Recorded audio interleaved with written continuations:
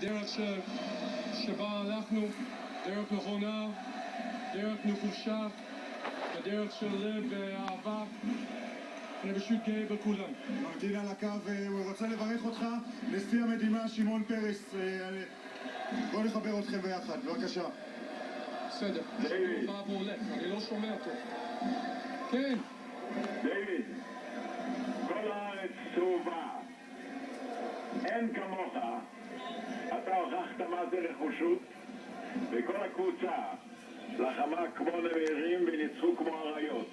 זה היה מדהים, לי כמעט גרם את התקף לב, כל פעם נקודה ככה וככה, אבל לעמוד כל הזמן במאוזן ובסוף ניצחון מדהים כזה, אתה לא יודע מה שעשית לישראל.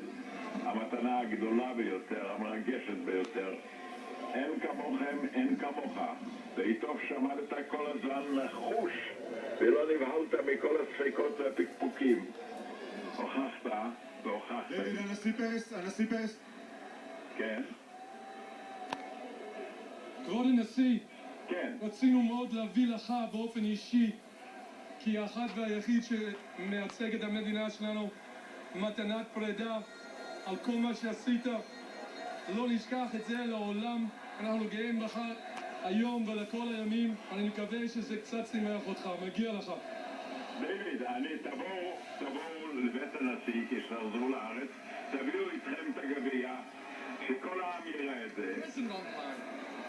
תביא את הגביע ותביא את החבר'ה, הם היו יוצאים מן הכלל, ואתה היית אדיר. אין כמוך. אוקיי, דיוויד בלאט נאלץ ללכת לטקס חלוקת הפרסים. הוא מוסר תודה גדולה לנשיא פרס, וההזמנה הזו כנראה תתממש כשהקבוצה תחזור לישראל מחר. יורם פיני. תודה רבה.